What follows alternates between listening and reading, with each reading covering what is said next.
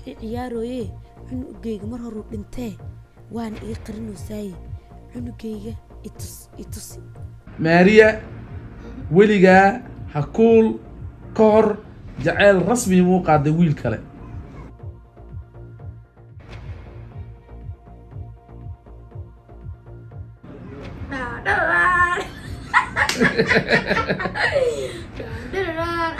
jacayl rasmi ah. السلام عليكم ورحمة الله وبركاته كلنتي وعن أو نكسن داوضي الميل كستواد أدونك كجوكتان هل كان نقد داونيسان وبرتي يوتيوب كأن كلنا بران جنال انت او سعودو برنامج كأننا واحد كو داون دونتان شادية شرف او مركلي افكا فرطي waxay kala oo sheegtay cid ka dambeysay dhimashada beenta ah ee suuqa loo galiyay wiilka curadka ah ee u jooga Shaadiya sidoo kalena waxa ay sheegtay in Cabdi Fataax Yare uu ka qariyay arin aad u culus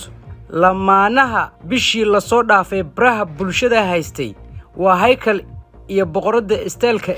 oo caawa ka jawaabay su'aalo intiina badan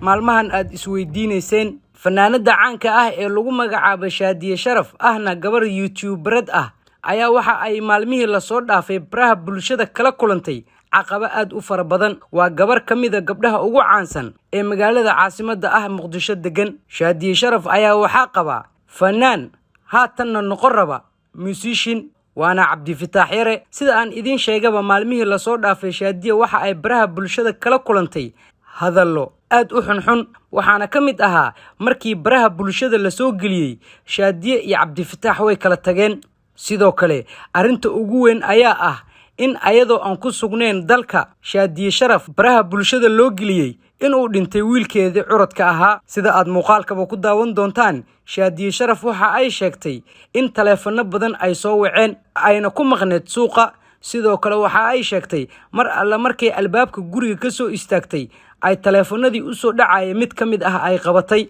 intaysan halow dhihinba waxa laga hor keenay ma wiilkaagi ayaa dhintay Shaadiye waxa ay sheegtay in ay barooratay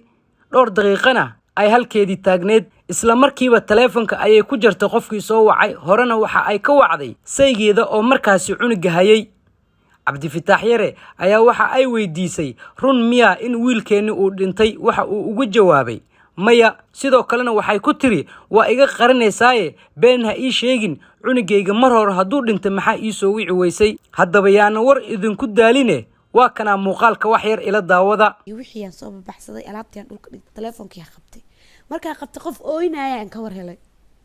maxamed dhintay waa أنا عنقي لما جوجي هذا اللي جوجي لها الحمد لله الحمد لله ما يوحس بين واي ما نكسو هذا اللي والله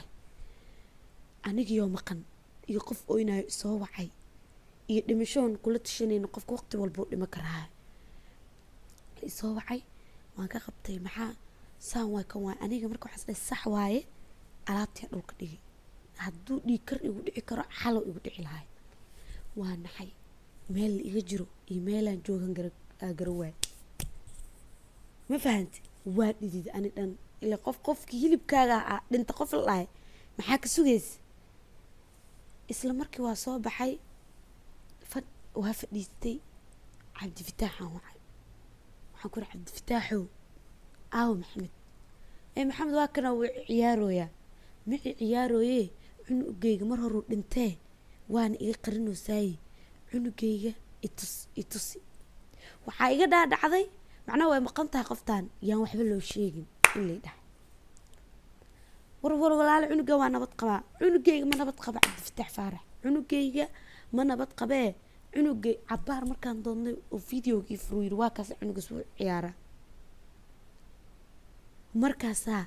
anoo ilinta iyo diifka isku daraayo oo meel iga jiro iyo meel kale aan garanayn oo dhuunta kala go'an tahay oo wax aan sameey wax kale aanan ogeyn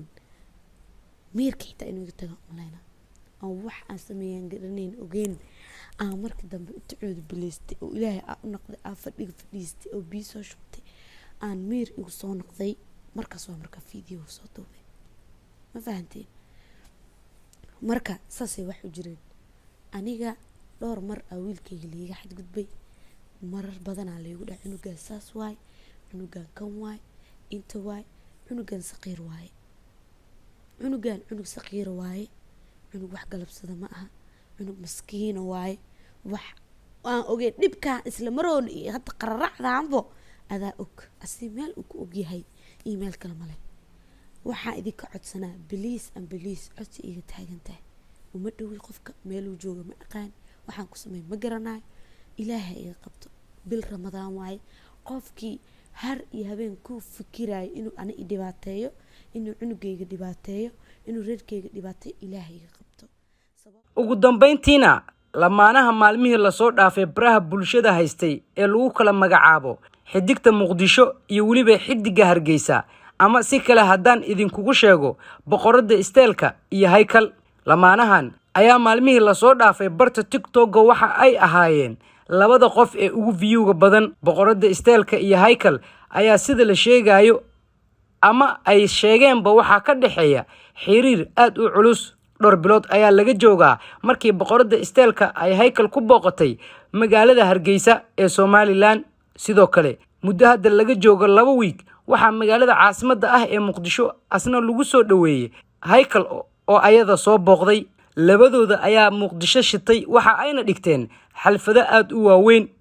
laakiin caawa ayaa barta ay ku leedahay boqorada isteelka YouTube-ka waxa la soo galiyay su'aalo uu weydiinayay madaxweynaha TikTok Bilal Bulshawi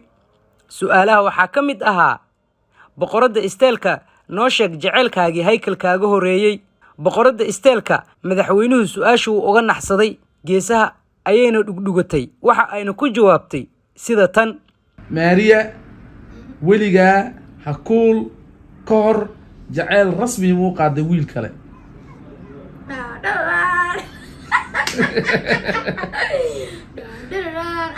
jaceyl rasmi ah oo dhabka ah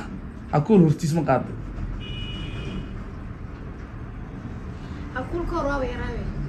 waa yareed cunug ha fiiride waa cunug gabar yare aheed ha fiirin anaa markaati ka ah daawada intaasi waxaa noogu eg wararkii arrimaha bulshada khaasatan Somali Celebrity News waxa ka daawanayseen barta YouTube-ka aan ku leeyahay Burhan Channel waxaana inii soo diyaariyay anigoo ah Burhan Cali ugu dambeyntiina mar kale waxaan ka codsanayaa in aad muuqaalka aad like saarto aadna ka mid noqoto kumanaanka kun ee ku xiran barteena YouTube-ka dib inta aan u kulmi doono waxaan idinkaga tagayaa Ramadaan Mubaarak sama iyo salaama